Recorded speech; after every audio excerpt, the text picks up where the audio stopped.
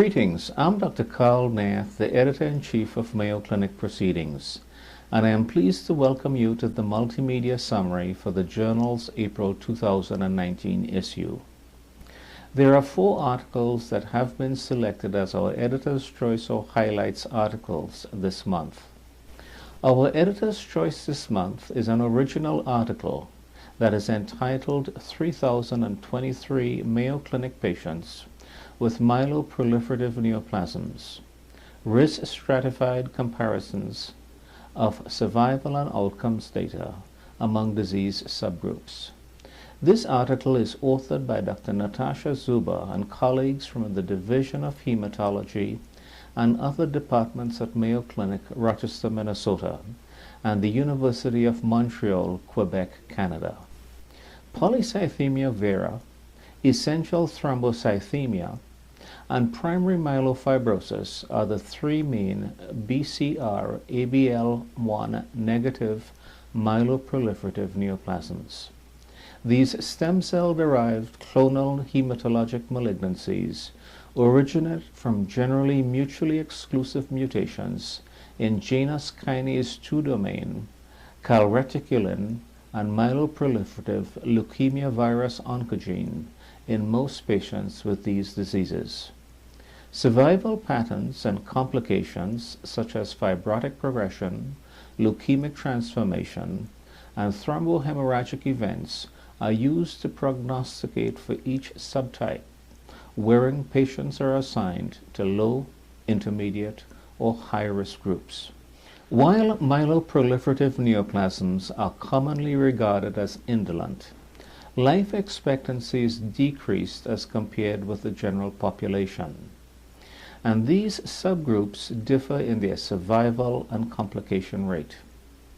Population-based studies have assessed life expectancy and adverse outcomes in myeloproliferative neoplasms. However, interpreting available literature may be challenging because of limited sample size and duration of follow-up, restricted parameters and lack of adherence to WHO criteria, restriction to isolated subgroups, and the lack of integration of the risk category for a given subgroup. It remains unclear how low, intermediate, and high-risk patients with these neoplasms compare with one another and within their respective subgroups, and whether populations of low-risk patients with polycythemia vera and essential thrombocythemia have shortened life expectancy as compared with healthy subjects. The purpose of the present study was to establish risk-stratified survival and complication rates in a large population of patients with myeloproliferative neoplasms. The study group included all Mayo Clinic patients with WHO-defined myeloproliferative neoplasms and included those with polycythemia vera, essential thrombocythemia, and primary myelofibrosis. More than 3,000 consecutive patients were studied from October 1967 to December 2017, comprising more than 600 patients with polycythemia vera, 1,000 with essential thrombocythemia, and 12,000 with primary myelofibrosis, and in whom the median age was 62 years. Over the time frame of study, there were deaths in 54% of the study population, leukemic transformations in 6%, fibrotic progression in 14%, and thrombotic events in 17%. Median overall survival was 18 years for essential thrombocythemia, 15 years for polycythemia vera, and 4.4 years for primary myelofibrosis. Patients with essential thrombocythemia diagnosed more recently, that is after 1990, had inferior survival, whereas survival data were time independent in polycythemia vera and primary myelofibrosis. After risk stratification, overall survival in low-risk essential thrombocythemia and low-risk polycythemia vera was similar, but less than that of age and sex-matched controls. Leukemia-free survival was similar for essential thrombocythemia and polycythemia vera, but significantly worse in patients with primary myelofibrosis. Compared with essential thrombocythemia, polycythemia vera was associated with a higher risk of fibrotic progression. Thrombosis risk after diagnosis was highest in polycythemia vera and lowest in primary myelofibrosis. In conclusion, this study is unique for its sample size, time span of analysis, data involving WHO-defined subtypes, comparative analysis of risk-stratified subgroups and within each subtype, and among other analyses, in its evaluation of life expectancy in low-risk patients with polycythemia vera and essential thrombocythemia. Our first highlight is an original article entitled Fluoroscopically Guided versus Landmark Guided Sacroiliac Joint Injections, a randomized controlled study. This article is authored by Dr. Stephen Cohen and colleagues from Johns Hopkins School of Medicine, Baltimore, Maryland, and other institutions in the United States and Japan. Sacroiliac joint pain underlies mechanical low back pain in up to 30% of individuals, and joint injections are increasingly employed in its management. Sacroiliac joint pain may arise from intra-articular sources, such as osteoarthritis, or from extra-articular sources, such as ligamentous injury. Blind sacroiliac joint injections may involve a rate of intra-articular spread of approximately 20%. Such low technical success rate for blind injections may seem to support imaging-guided injections, but it is unclear whether outcomes are improved. One uncontrolled study showed that landmark-guided injections achieve pain relief but not functional improvement. 3 controlled trials report short-term benefit of sacroiliac joint corticosteroid injection, 2 of which evaluated extra-articular injections. Studies comparing intra- and extra-articular injections reach differing conclusions that include the superiority of a combination of injection sites to intra-articular injections, the superiority of extra-articular injection in the short term, and finally comparability in their respective outcomes. Landmark-guided injections into ligaments, which are permeated with nociceptors, may thus be effective. Determining the relative efficacy of either injection is important because fluoroscopy is associated with financial cost and exposure to radiation, both of which would be avoided with landmark-guided injections. Landmark-guided injections can be performed in settings with limited healthcare resources and in individuals in whom fluoroscopy should be avoided, such as the pregnant patient. The objectives of this study were to determine the prevalence of intra- and extra-articular sacroiliac pain, which injection is more beneficial, and whether using fluoroscopy improves outcomes. This patient and evaluator blinded comparative effectiveness study randomized 125 participants with sacroiliac joint pain from April 2014 through December 2017 to receive fluoroscope-guided injections into the joint capsule or blind injections to the point of maximum tenderness. The primary outcome was average pain on a 0 to 10 scale 1 month after injection. A positive outcome was defined as at least a 2-point decrease in average pain score coupled with a positive that is greater than 3 satisfaction on a Likert scale from 1 to 5. In the fluoroscope-guided group, 91% were intra-articular or intra-articular and extra-articular, and 9% were extra-articular. In the landmark-guided group, 92% were extra-articular, and 8% were either intra-articular or intra-articular and extra-articular. For the primary outcome, no significant differences were observed between groups. There was no difference in the proportions of positive blocks, defined at least 50% pain relief for at least 3 hours, approximately 60% in each group. Importantly, there were no differences in the 1-month categorical outcome, 48% versus 40% in fluoroscopically guided groups and landmark guided groups respectively. At 3 months, the mean reductions in average pain and in worst pain were greater in the fluoroscopically guided injections into the joint capsule than in blind injections, with other outcomes not achieving statistical significance. The authors conclude that as the proportion of positive blocks was similar between the two groups, extra-articular pain sources are at least as common as intra-articular pathology. They also conclude that although fluoroscopically guided injections may provide greater intermediate-term benefit in some patients, these differences are modest and accompanied by increased cost.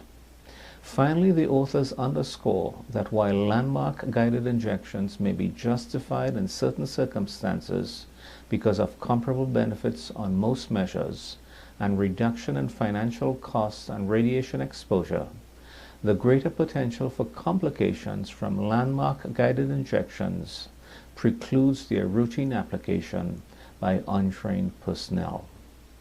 Our second highlight article is an original article entitled Decisions to Withdraw Extracorporeal Membrane Oxygenation Support, Patient Characteristics and Ethical Considerations. It is authored by Dr. Erin DiMartino and colleagues from the Division of Pulmonary and Critical Care Medicine and other departments at Mayo Clinic, Rochester, Minnesota, and other medical centers in the United States. Extracorporeal membrane oxygenation, known as ECMO, is a form of cardiac or pulmonary support or both offered for patients with organ failure, refractory to conventional therapies. Patients may receive cannulation either peripherally or centrally. Blood is drained from the venous system and circulated by a pump through a semi-permeable membrane to facilitate oxygenation and carbon dioxide extraction, then reinfused into the venous system or the arterial system, depending upon the presence of respiratory failure, cardiac failure, or both respiratory and cardiac failure. ECMO is generally limited to patients in the ICU. ECMO may be initiated as a bridge to either 1. Transplant, 2. Mechanical circulatory support, 3. Patient recovery, or 4. Decision-making when the prognosis is uncertain. Distinctions between the latter two categories are often impossible at ECMO initiation because the likelihood of recovery is usually not ascertainable. Such cases include post-cardiotomy patients still dependent on cardiopulmonary bypass at the conclusion of surgery, or patients who receive cannulation while undergoing cardiopulmonary resuscitation. Identification of the predictors of benefit of ECMO is a critical issue for a number of reasons. In certain settings, ECMO may be seen as interrupting the process of dying. Patients supported with ECMO may be sensate and interactive, yet have no underlying lung or cardiac function. Additionally, tension about the continuation of life-sustaining treatment may arise, particularly in cases where no strategy for separation has been identified. Given the gravity of clinical situations in which ECMO is used, consent is often implied, but rarely explicitly sought from the patient before initiation, thereby raising concerns about the legality and ethics of withdrawing therapy. In the medical literature, however, decisions are seldom addressed around separating patients from ECMO, either after the development of multiple organ dysfunction or, in the case of a bridge to transplant, on ineligibility. The objective of this study was to describe the prevalence and context of decisions to withdraw ECMO with an ethical analysis of issues raised by this technology. This study involved retrospective analysis of medical records of adults treated with ECMO at Mayo Clinic in Rochester, Minnesota from January 2010 through December 2014, from whom ECMO was withdrawn and who died within 24 hours of ECMO separation. Of 235 ECMO-supported patients, 26%, were identified for whom withdrawal of ECMO was requested. The indication for ECMO initiation was a bridge to transplant in 13% of patients, a bridge to mechanical circulatory support for 5%, and a bridge to decision for 82% of patients. All patients were supported with other life-sustaining treatments. No patient had decisional capacity. For all the patients, consensus to withdraw ECMO was jointly reached by clinicians and surrogates. 18 patients, 29%, had a do not resuscitate order at the time of death.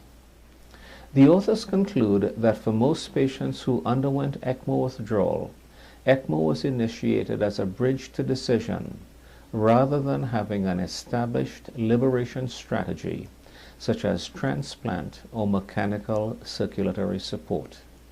The authors advance the view that, ethically, withdrawal of treatment is sometimes better after the prognosis becomes clear, rather than withholding treatment under conditions of uncertainty. This rationale provides a cogent explanation for the behavior observed among clinicians and surrogates of ECMO-supported patients. Finally, the authors emphasize the need for clarification of the role of do not resuscitate orders for patients receiving continuous resuscitative care. Our third highlight article is an original article entitled Association of Muscular Strength and Incidence of Type 2 Diabetes. It is authored by Ms. Yuhan Wang and colleagues from the Department of Kinesiology, Iowa State University, Ames, Iowa, and colleagues from medical centers in the United States and the Netherlands. Type 2 diabetes is a major cause of morbidity and mortality, and the risk of developing type 2 diabetes is reduced by regular physical activity. The bulk of the literature on physical activity has focused on aerobic exercise. Cardiorespiratory fitness, an objective marker for recent physical activity, is also associated with a reduced risk of type 2 diabetes. Other types of physical activity may also be relevant, especially muscular strength, as the beneficial effect of muscular strength on chronic diseases, including cardiovascular disease, are increasingly appreciated. A primary determinant of muscular strength is resistance exercise, and this is recommended in addition to aerobic exercise as an important practice in healthy lifestyles. Prior prospective studies demonstrated that resistance exercise is associated with a lower risk of type 2 diabetes. However, these studies employed self-reported evaluation of resistance exercise in which recall bias and anticipated desirability of response may exist, thereby potentially underestimating the true effect of resistance exercise on healthy outcomes. Measuring muscular strength may thus more accurately assess the effect of resistance exercise on the prevention of type 2 diabetes. Additionally, muscular strength is inversely associated with the incidence of the metabolic syndrome and obesity, conditions that both predispose to type 2 diabetes. The association between muscular strength and incident type 2 diabetes has yet to be examined, in particular after controlling for cardiorespiratory fitness. The objective of this study was to examine the independent association of muscular strength with the incidence of type 2 diabetes. A total of 4,681 adults aged 20 to 100 years who had no type 2 diabetes at baseline were included in the current prospective cohort study. Participants underwent muscular strength tests and maximal treadmill exercise tests between January 1981 and December 2006. Muscular strength was measured by leg and bench press and categorized as age group and sex-specific thirds, lower, middle, and upper, of the combined strength score. Type 2 diabetes was defined on the basis of fasting plasma glucose levels, insulin therapy, or physician diagnoses. During a mean follow-up of 8.3 years, approximately 5% of patients developed type 2 diabetes. Participants with the middle level of muscular strength had a 32% lower risk of development of type 2 diabetes compared with those with the lower level of muscular strength, after adjusting for potential confounders, including estimated cardiorespiratory fitness. However, no significant association between the upper level of muscular strength and incident type 2 diabetes was observed. The authors conclude that a moderate level of muscular strength is associated with a lower risk of type 2 diabetes, independent of estimated cardiorespiratory fitness. The lack of an association between upper level of muscle strength and type 2 diabetes is unclear. The author suggests that this may reflect confounding by cardiorespiratory fitness, which was high in the group with the upper level of muscular strength. The authors emphasize the need for more studies on the dose-response relationship between muscular strength and type 2 diabetes. You can access these highlights and editor's choice articles free of charge during the entire month of April. When you visit our Mayo Clinic Proceedings website at www.mayoclinicproceedings.org, you will find links to our social media by clicking the buttons at the top of the home page. On our YouTube channel, you'll find full-length author interviews called Insights, 60 seconds video article synopses, and our Mayo Clinic Proceedings fireside chat recordings, which are available from our website on the home page as well as through iTunes. You will also find our online-only feature, Pioneers and Legends in Medicine, which are video interviews of people who have made a strong impact in their field of study. Currently, we are featuring Dr. Nath Wegner, a distinguished professor from Emory University in Atlanta, Georgia. You will see many news stories on our website that are based on articles published in Mayo Clinic Proceedings. And finally, you will see other free content and articles published online ahead of print. As always, we greatly thank you for your interest in and your support of Mayo Clinic Proceedings. We hope you found this presentation from the content of Mayo Clinic Proceedings valuable. Our journal's mission is to promote the best interests of patients by advancing the knowledge and professionalism of the physician community. If you are interested in more information about us, our homepage is www.mayoclinicproceedings.org. There you will find access information for our social media content, such as additional videos on our YouTube channel or journal updates on Facebook. You can also follow us on Twitter. More information about healthcare at Mayo Clinic is available at www.mayoclinic.org. This video content is copyrighted by Mayo Foundation for Medical Education and Research.